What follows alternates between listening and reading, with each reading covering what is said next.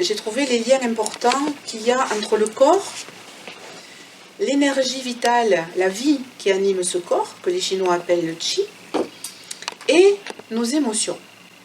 Donc, il y a déjà 5000 ans, les Chinois avaient compris tout ça, qu'il y avait un impact de nos émotions sur comment circule la vie à l'intérieur de notre corps, et que quand cette circulation de la vie est perturbée par nos émotions, quand elle est bloquée quelque part, eh bien, il va y avoir une répercussion dans carrément le fonctionnement physique, c'est-à-dire jusqu'à ce qu'on appelle la biochimie de nos cellules.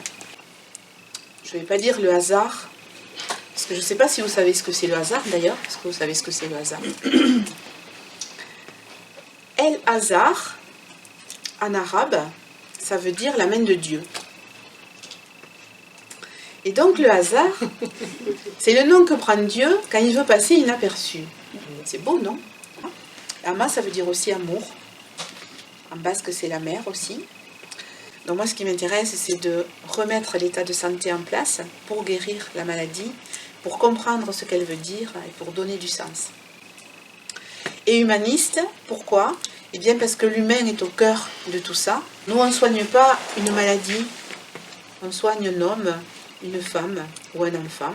On soigne un être humain dans tout ce qui le constitue, dans toute sa dimension. Et on travaille avec les valeurs humaines que l'on porte et que devraient porter tous les soignants, c'est-à-dire l'écoute, la bienveillance, le respect, l'empathie, l'ouverture du cœur, la compréhension de ce que vit l'autre, de ce qu'il est. Voilà pourquoi j'ai baptisé cette façon de soigner, qui est plus qu'une méthode, puisque pour moi c'est aussi une philosophie de vie, on va aussi pouvoir en parler après, que je l'ai baptisé la santé humaniste. Et ce que j'ai trouvé en fait aussi, c'est un outil de développement personnel, enfin un outil d'aller travailler en profondeur sur soi. Du coup, ça m'a permis, moi aussi, et comme on fait toutes, de travailler sur nous, et de travailler sur mes parts sombres de moi, et d'aller guérir ça, et d'aller chercher en profondeur qu'est-ce qu'il fallait guérir. Et finalement, c'est ramener de l'amour sur tout ça, sur ces parts blessées de nous. Dans une cellule d'un corps humain, une cellule d'un corps humain est composée à 80% à peu près d'eau. Notre corps, il a, les scientifiques disent à peu près 30 milliards de cellules. Donc ça veut dire qu'on est composé essentiellement d'eau, d'où l'importance de l'eau dans notre corps. Et l'eau, en fait, est porteuse d'informations. Donc en fait, on vibre à l'extérieur, donc on est tous en interaction là, en ce moment. C'est vraiment démontré scientifiquement, et c'est de la physique quantique, Masaru Emoto. Vous avez déjà vu des images là-dessus, voilà. Alors ça, c'est plus pour le grand public, c'est pour expliquer plus schématiquement ce que je viens de vous dire, et en visuel. Alors l'expérience, ça a été... Il a mis de l'eau neutre, je dirais, en exposition à des fréquences, des vibrations, mais par exemple, il y avait des paroles violentes qui étaient dites, ou des gros mots qui étaient envoyés en information sur l'eau. Il y avait des messages d'amour, des mots d'amour, bienveillance. Et ce qu'il a fait, c'est qu'il a cristallisé cette eau qui avait reçu une information. Il a congelé, voilà. Et il a congelé, et il a récupéré les cristaux. Alors ce qui est très intéressant, et c'est vraiment beau en fait à voir, rien que les images, c'est que sur des choses, je dirais, avec des messages d'amour ou des vibrations positives, on a vraiment des cristaux très très harmonieux, très symétriques, c'est vraiment beau à voir.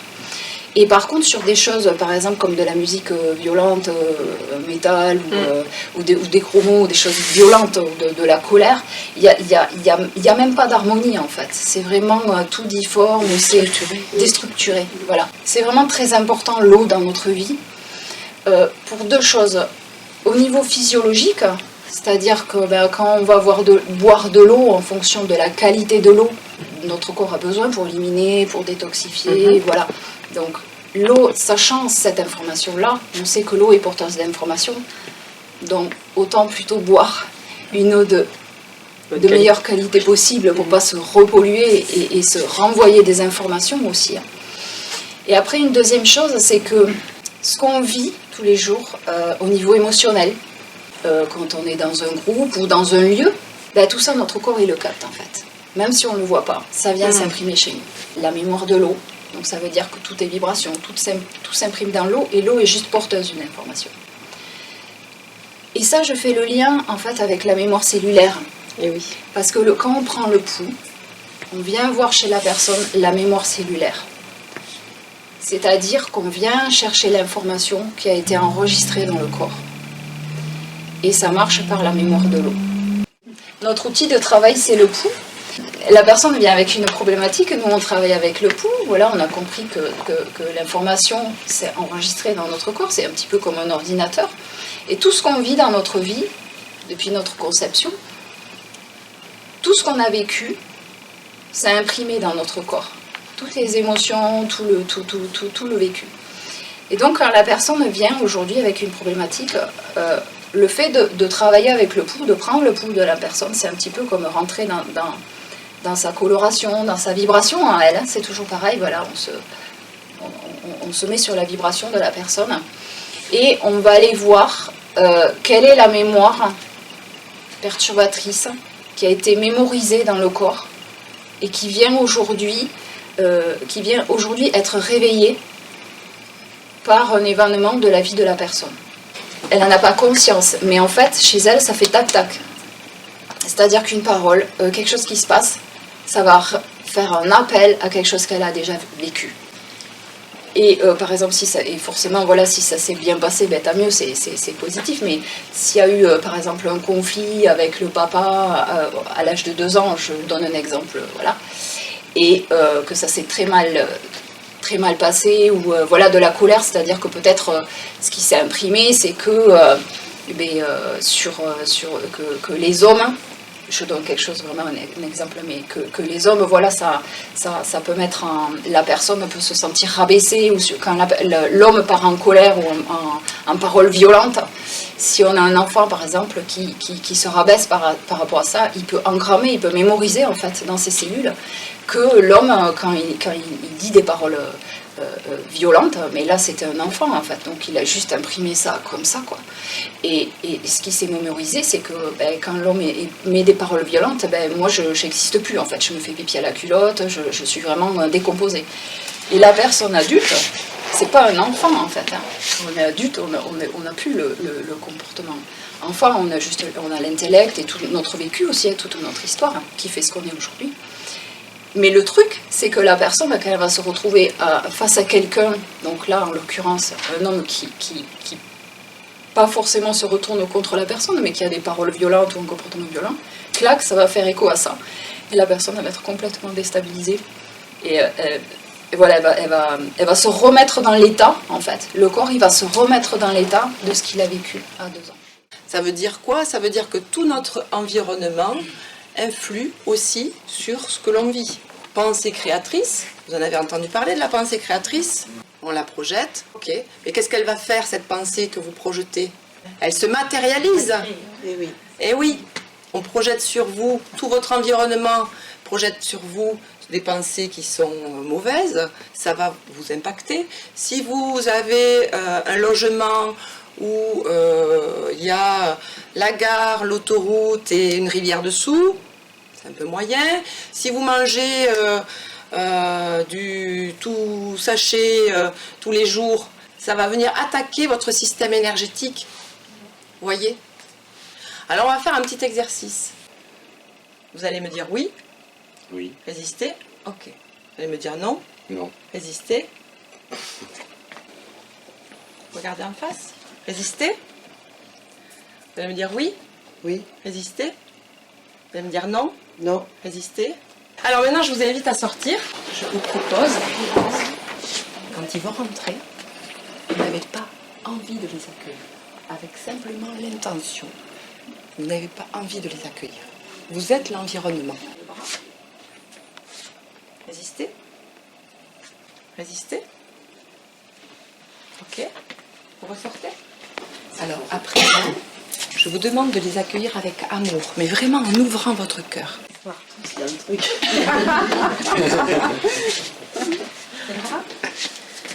Regardez en face. Résistez. Résistez. Ok. Vous lâchez. Qu'est-ce qui s'est passé pour vous là entre les deux moments?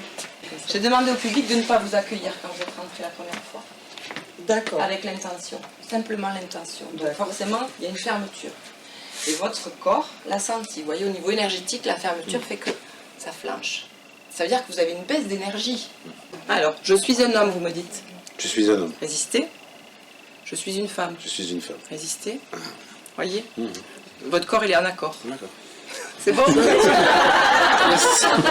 avez eu chaud.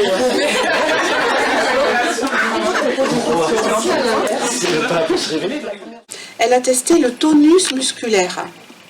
Le tonus musculaire, il est géré par une petite glande dans notre cerveau qui s'appelle l'hypophyse. Et cette hypophyse, si elle reconnaît l'information, quand Sandrine dit par exemple je suis un homme, quand elle reconnaît l'hypophyse de ce monsieur que c'est vrai qu'il est un homme, elle continue de donner le tonus. D'accord ? Quand elle dit je suis une femme, l'hypophyse elle ne reconnaît pas ça parce que ce n'est pas la réalité de ce monsieur, donc elle va couper de façon réflexe C'est ça. le tonus. Donc c'est un procédé réflexe qui se passe chez la personne à qui on fait le test et qui n'est pas dépendant de la volonté de la personne ni de la nôtre. C'est son hypophyse qui réagit. Donc nous, la première des choses que l'on fait quand on fait un bilan au pouls en santé humaniste, c'est toujours vérifier que la personne est bien dans ses baskets, bien chez lui, existe vraiment pour qui elle est.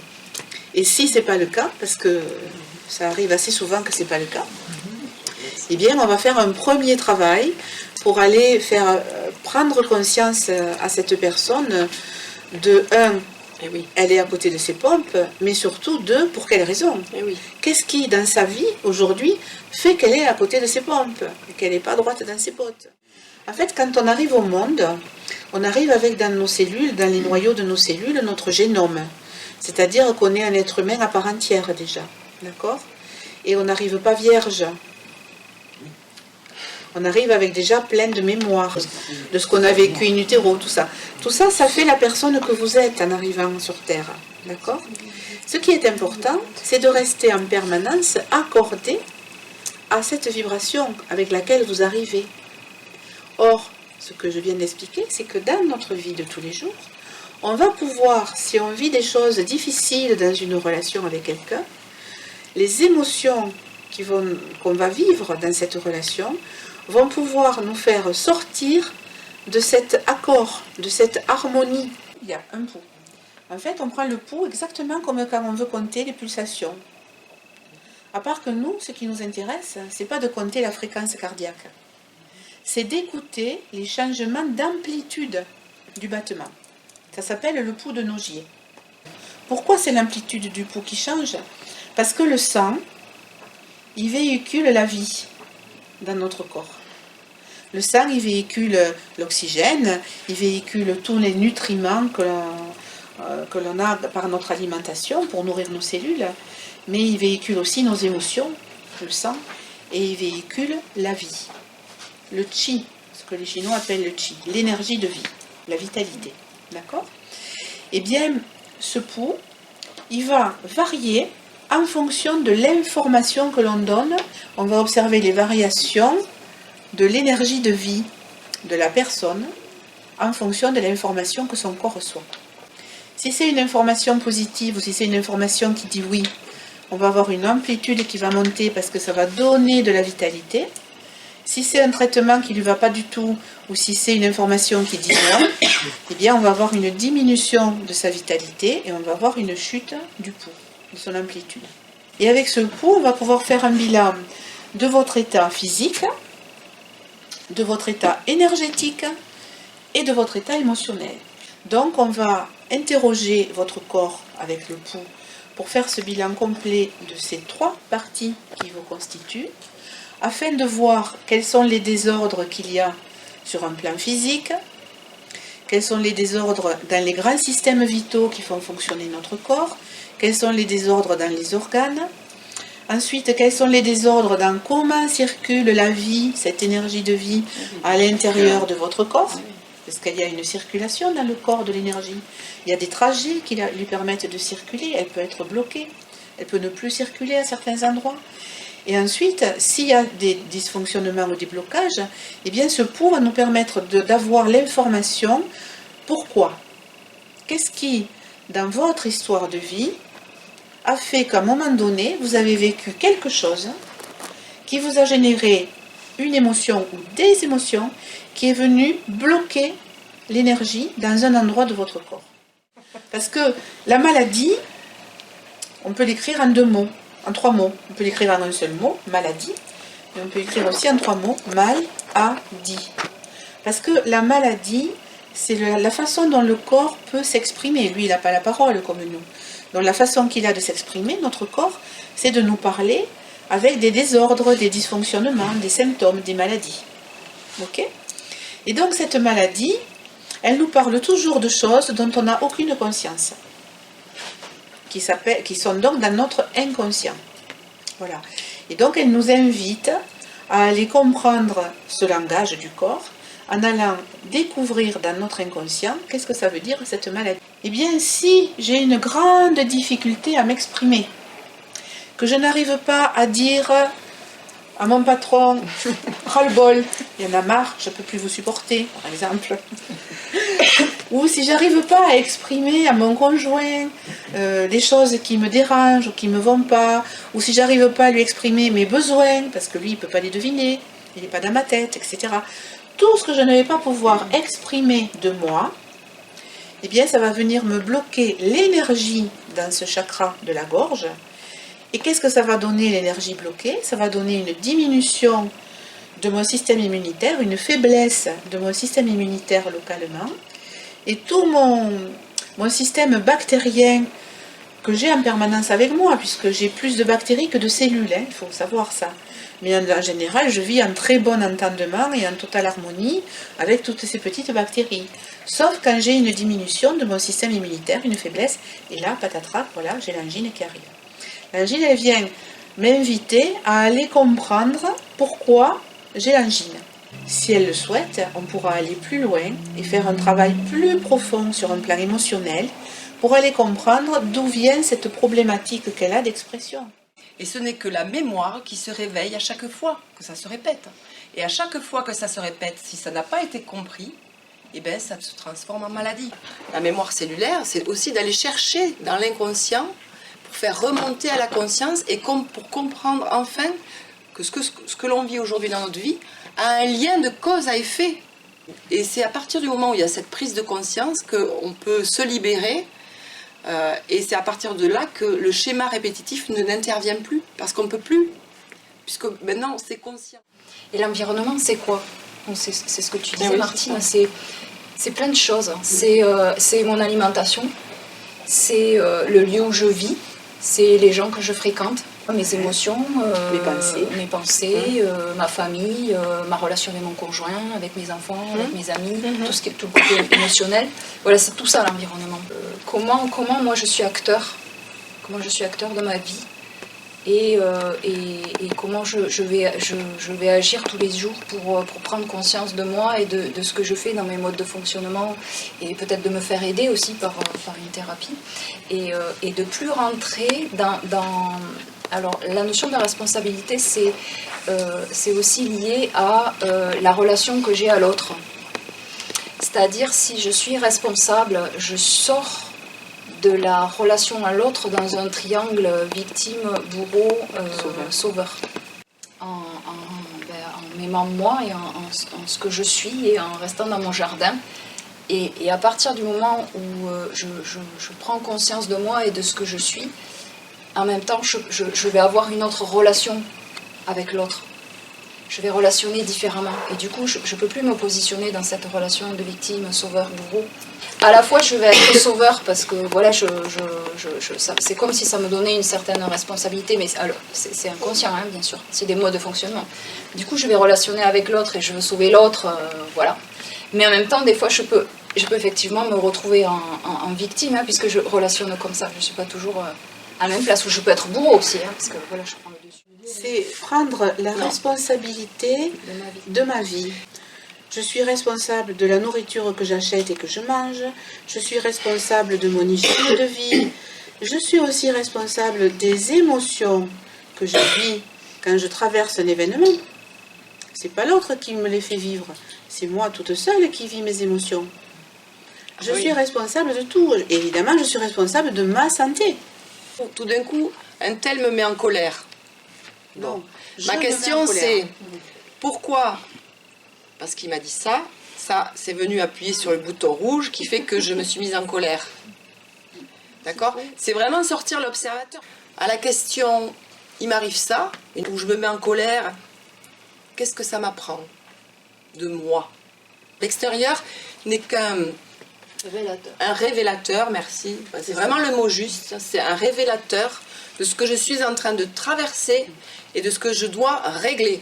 Des fois, c'est ça pour tout. En fait, on va dans un métier, mais c'est pas le métier qu'on voulait faire. Hein. C'est le métier que papa il voulait qu'on fasse, par exemple. On y a été. C'est bien, on a fait plaisir à papa, puis à 50 ans, on a fait un burn-out. Puis on a envoyé bouler tout le monde. Comme si on se sortait de nous, je sais pas, et on s'observait. Ouais. On était observateur de nous-mêmes.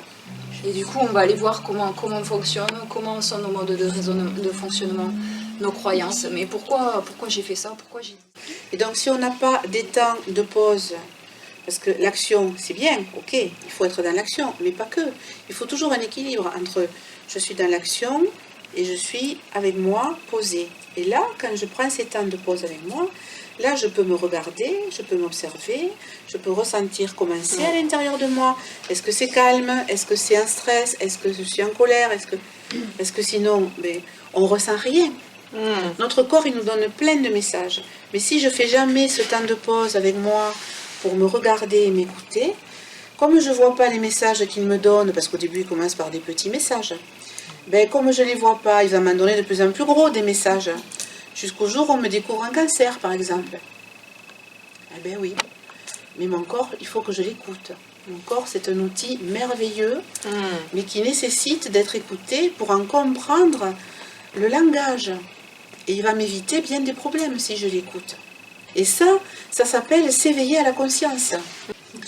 Donc pour moi, on est ce que j'appelle des handicapés avec nos émotions. On ne les connaît pas, on les confond, on mélange tout, et surtout on ne sait pas quoi en faire, parce qu'on ne nous a jamais appris ça. Les parents eux-mêmes étaient handicapés de leurs émotions. À l'école, on n'a pas trop l'espace pour les exprimer, et donc on est handicapé de nos émotions. Donc ces émotions, elles sont là, on les vit, on n'en a aucune conscience, ça fait partie de ce fameux inconscient, mais pour autant elles existent, et elles sont à l'intérieur de nous. Alors qu'est-ce qu'elles vont faire? Eh bien elles vont se stocker dans la mémoire de nos cellules. Et qu'est-ce qui va se passer quand elles s'empilent comme ça tout au long de notre vie, dans les organes? Que croyez-vous qu'il va se passer à un moment donné? Le corps il va commencer à chahuter, les organes ils vont dysfonctionner, ils vont tomber malades. Ça veut dire que quand on est confronté à un événement émotionnellement très dur, quand on est tout petit, eh bien, on va faire en sorte de tout d'un coup ne plus rien ressentir. Comme ça, on n'a pas mal. Comme ça, on ne souffre plus. Donc, on ne ressent plus rien. En même temps, ce n'est pas sélectif quand on ne ressent plus rien parce qu'on s'est anesthésié. On se fait une carapace. Eh bien, voilà, on se fait une carapace, mais du coup, c'est pas sélectif pour les émotions douloureuses. C'est pas sélectif, c'est-à-dire que ce qui nous fait du bien, on ne le ressent pas non plus. Voilà, donc on ne ressent plus rien. On est anesthésié. C'est de toujours être dans le mental. Et donc, on va commencer par partir de ce que nous donne le corps comme manifestation, sensation physique, pour descendre, enfin, pour aller un peu plus après à l'intérieur, pour aller identifier l'état émotionnel qui génère la manifestation physique. Est-ce qu'aujourd'hui, dans ce que je vis dans ma vie de tous les jours, est-ce que je me sens hyper en danger? Est-ce que je souffre au point d'avoir encore besoin de garder cette anesthésie, cette carapace? En général, c'est non. Il y a des choses qu'on ne se permettra jamais de dire aux patients. Je vous donne un exemple. Votre corps me dit que vous avez ce qu'on appelle une empreinte gémellaire. C'est un énorme traumatisme. C'est un événement marquant, majeur dans la vie d'un être humain. Complètement enfoui dans notre inconscient. Personne ne se souvient de ce qu'on a vécu in utero. D'accord? Par contre, il y a des répercussions énormes dans notre vie d'adulte. Donc moi, je trouve par exemple au pouls que la problématique pour laquelle vient me voir la personne, par exemple, elle fait une dépression parce que son mari la quitte. Moi, je trouve que le fait que son mari la quitte aujourd'hui, réactive cette mémoire qu'elle porte dans son inconscient de cette empreinte gémellaire. Parce que la première personne qu'elle a aimée fort et qui l'a quittée, c'est le jumeau. Et donc maintenant, quand elle est quittée par une personne qu'elle aime fort, ben, elle vit la même chose que ce qu'elle a vécu in utero à 1 mois et demi. Voilà. Donc c'est là qu'on va l'amener travailler. Parce que si on veut guérir sa dépression d'aujourd'hui parce que son mari la quitte, c'est pas en travaillant aujourd'hui que son mari la quitte qu'on va la guérir. C'est en allant guérir l'embryon qu'elle a été à ce moment-là. Donc ça, le pouls il va me donner l'information, puisque je suis en contact avec la mémoire cellulaire, c'est-à-dire avec tout l'inconscient de la personne. Ce pouls me donne accès à ça. Donc je vais avoir l'info en faisant mon bilan au pouls, que ça parle de cette empreinte gémellaire. Jamais je vais me permettre de lui dire. C'est-à-dire que si je lui dis, vous avez une empreinte gémellaire, elle va l'entendre, ça va aller où? Là. Ça va aller là, elle va dire, ah bon, ok. Très bien, et alors? Je fais quoi après de ça? Est-ce que vous croyez que de l'avoir là, ça va transformer tout ce que cet embryon a vécu pour lui changer ses problèmes de vie d'aujourd'hui? Ah ben non. Ça va mettre une information mentale, et voilà, et c'est tout, et ça fera rien du tout. En santé humaniste, quand on fait une séance en émotionnel, on va accompagner le patient avec toutes les valeurs dont j'ai parlé tout à l'heure, et on va l'accompagner pour l'inviter à aller reprendre contact avec le petit embryon qu'il a été. Et là, le patient, il a une image, souvent, que son cerveau va lui donner d'un embryon. Okay? Comment il est, etc. Qu'est-ce qu'il voit, etc. Et puis, il va commencer à avoir des sensations dans son corps. Il va se raidir, il va avoir mal à un endroit ou à un autre. Et puis, nous, dans notre accompagnement, on va l'inviter à aller voir comment il est sur un plan émotionnel. Et puis, on va l'inviter à regarder comment c'est cet utérus. Est-ce qu'il y est bien? Est-ce que cet utérus, il est accueillant? C'est comment autour de lui, son environnement dans le ventre de sa maman? Et on va essayer petit à petit de l'accompagner pour qu'il puisse aller voir qu'à côté de lui, il y a l'autre, mais qui est mort. Des fois, il faut 2 séances pour que la personne elle puisse enfin aller voir ça. Et alors, qu'est-ce que ça me fait, ça? Quand je découvre que l'autre à côté de moi, il ne vit plus, ben c'est là que je vais travailler sur toutes les émotions que j'ai vécues en tant que ce petit embryon. C'est là que je vais pouvoir enlever plein de croyances. Peut-être que c'est moi qui l'ai tué, que je suis responsable de sa mort, pour remettre de la vérité et du juste dans cette histoire, enlever les modes de fonctionnement qui ont pu s'installer, etc., etc., etc. Tout ce qui nous crée des maladies, mais tout ce qui crée aussi nos mal-être dans notre vie, c'est tout ce qu'on a pu ressentir de non-amour. Parce que j'ai mes glandes surrénales épuisées qui ne fonctionnent plus, parce que j'ai atteint un tel niveau de stress chronique que je suis inadaptée au stress, parce que mes glandes surrénales étant à plat, ma thyroïde se met à plat, tout mon système limbique est complètement perturbé et disjoncté, et que j'ai un corps physique qui n'a plus aucune vitalité, parce que tous les organes qui me gèrent le stress et la vitalité sont out. En fait, J'ai épuisé toutes mes capacités, tout mon potentiel, toutes mes réserves, parce que je n'ai pas pu, ou je n'ai pas su, avant d'en arriver là, regarder dans quel état j'étais, pour faire le stop avant que mon reptilien il me mette en burn-out. La dépression, c'est une anomalie dans les neurotransmetteurs sécrétés par le cerveau limbique. Très souvent, c'est un manque de sérotonine, mais ça n'a rien à voir avec les glandes surrénales, avec le stress. C'est complètement différent. Il y a une expression qui dit c'est la goutte d'eau qui fait déborder le vase. On dit en médecine chinoise, on a du yang et du yin. Le yang, c'est le masculin, le yin, le féminin. Le yang, c'est une énergie qui, à l'intérieur de nous, nous donne le cadre, la structure, l'organisation, l'action. Le yin, c'est une énergie à l'intérieur de nous qui nous permet, dans ce cadre et cette structure organisée, créer des actions, mais être dans la sensibilité, l'intuition, la créativité, la douceur. Donc c'est 2 énergies totalement opposées et complémentaires qui s'emboîtent l'une et l'autre. Si je ne suis pas sensible, c'est que je me suis coupée de cette énergie yin. Alors je suis que dans le yang, parce que quand on est une femme dans cette société-là, on nous a dit qu'il ne fallait pas être sensible, parce que quand en plus on travaille avec des hommes, alors là si on est sensible, on est morte. Donc il faut tenir debout, il faut montrer qu'on est forte, qu'on est les égales de l'homme, alors on se met dans le lit. Un homme, qu'est-ce qu'on leur a dit à ces pauvres malheureux quand ils étaient petits? Mais un homme, ça pleure pas. Un homme, ça pleure pas. Alors qu'est-ce qu'ils font, les pauvres? Ils vont surtout pas contacter leur sensibilité et leur énergie yin non plus. Et donc, les hommes qui contactent pas leur féminin et leur énergie yin, ça fait des hommes durs, que dans le yang, quoi. Il n'y a pas de sensibilité. Donc, cette sensibilité, elle est hyper importante et nécessaire, parce qu'en fait, c'est une grande force.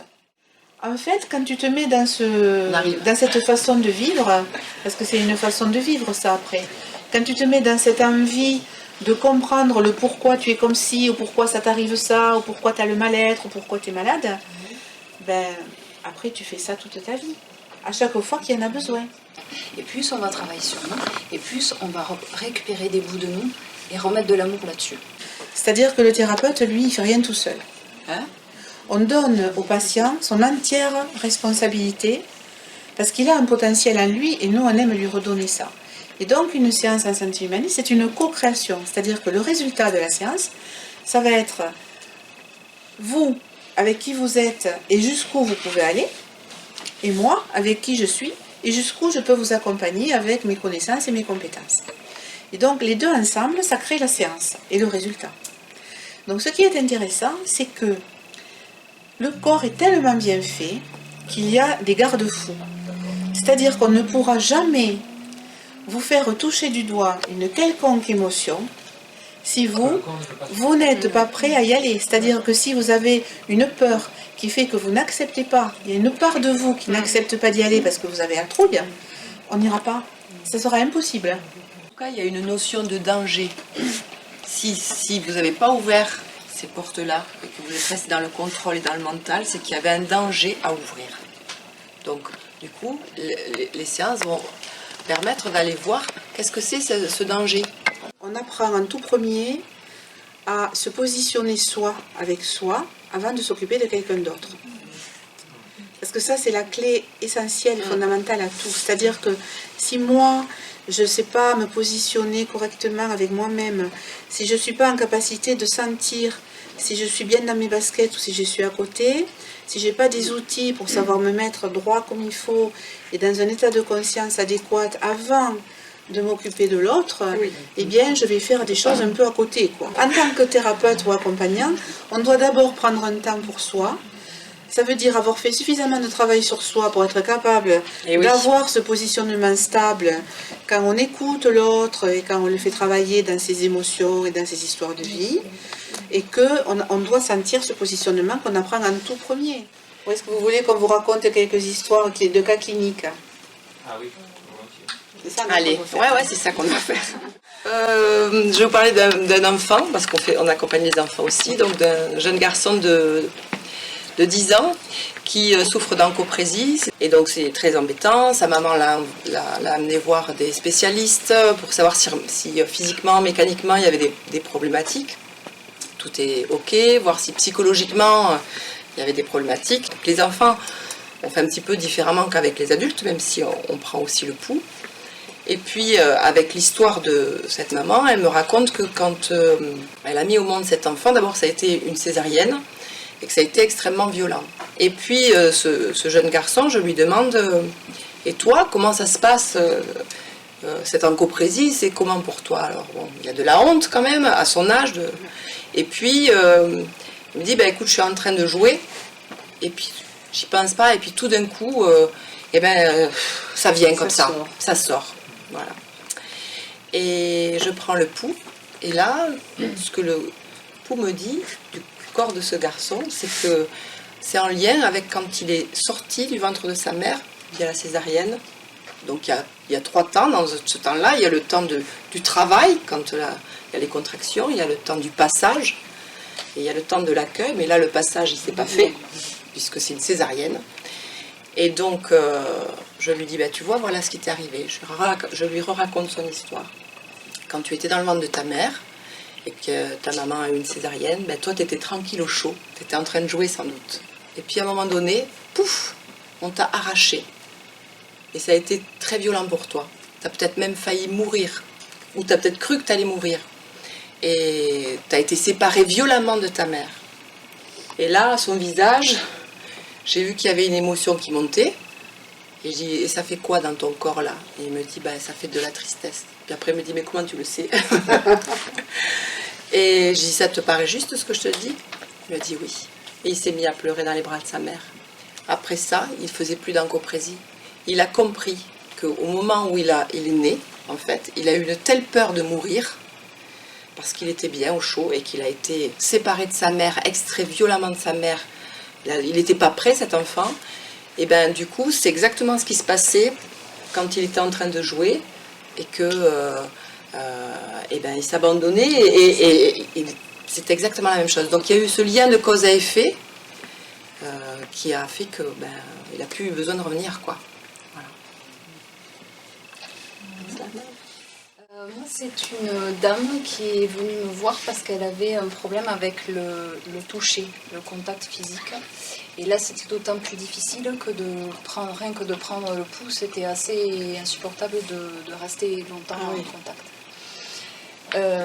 Et en fait, on est allé travailler une mémoire gémellaire. Donc, ce qu'on a dit tout à l'heure, j'ai vu en testant que c'était par rapport au premier mois de grossesse. Donc, on est allé visiter cette période de sa vie. Je l'ai remis en situation. Donc, au départ, elle ne voyait pas. Et à un moment donné, elle a senti, si vous voulez, ça donne des informations au niveau du corps. Elle a senti vraiment quelque chose, une pression dans le dos. Et là, ça lui est revenu l'information que sa maman, en fait, lui avait dit qu'il lui semblait qu'elle avait eu des saignements. Ou voilà. Et ça a fait sens après.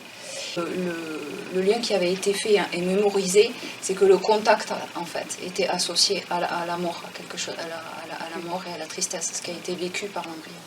Et du coup, c'était cette difficulté-là à être en contact parce que c'était le rejet, en fait. Voilà.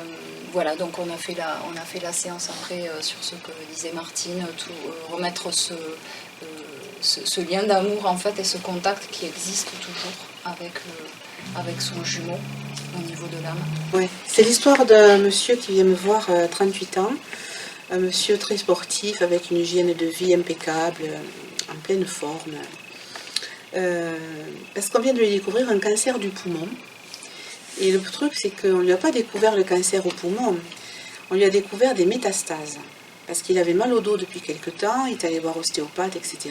Et puis rien ne passait. Et puis finalement, on lui a fait un scanner, et là, patatras, on lui découvre des métastases osseuses au niveau de ses vertèbres lombaires, au niveau du bassin, au niveau du fémur. Donc on cherche où est le cancer primitif, et là, on trouve cancer du poumon. Un monsieur qui n'a jamais fumé, mais qui a perdu 2 ans auparavant son père d'un cancer du poumon. Bon, donc on commence à faire les premières séances, on travaille sur le deuil du père qui n'était pas fait, on fait du lien avec ça, très bien. Il part bien sûr en traitement classique allopathie avec des rayons sur les métastases osseuses et de la chimio, qui supportait très bien, mais que voilà, ça régressait un peu, ça revenait, enfin c'était très très compliqué.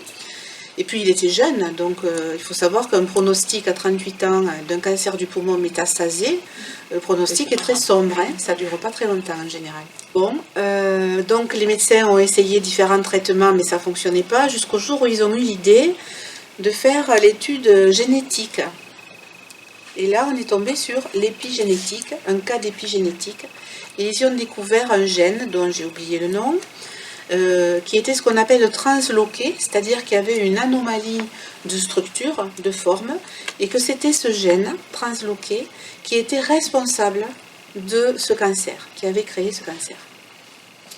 Alors il m'appelle, il me dit ça, mais je lui dis, mais c'est extraordinaire, mais c'est génial, donnez-moi le nom du gène, revenez, on va travailler là-dessus.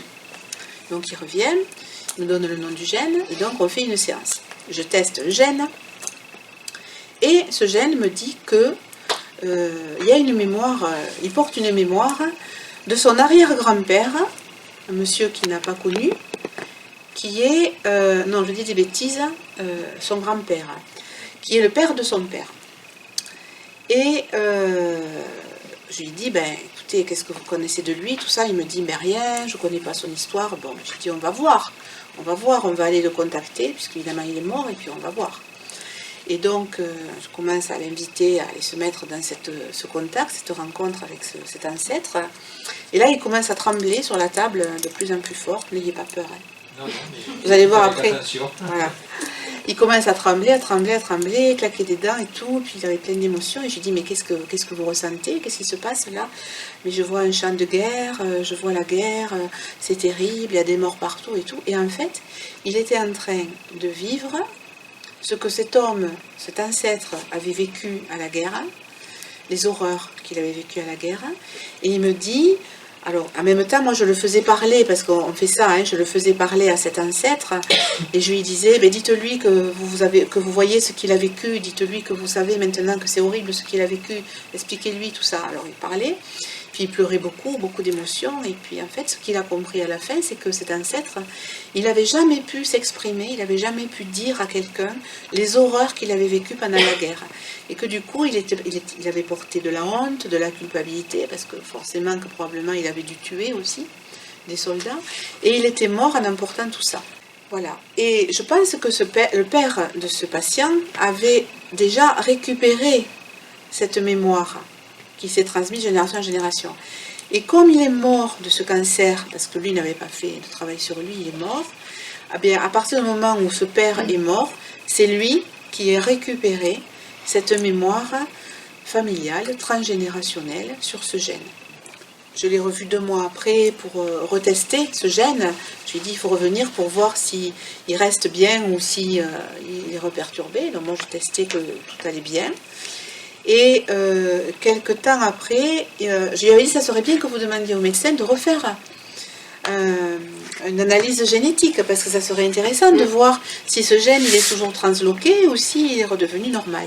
Effectivement, quelques mois après, les médecins ont refait faire une analyse génétique et ils ont vu que le gène était redevenu normal dans sa forme, il n'était plus transloqué et ce monsieur a guéri. Bon voilà, c'est un exemple fort, mais que j'avais envie de vous partager parce que ça montre la dimension sur laquelle on peut travailler, quoi. On peut aller loin.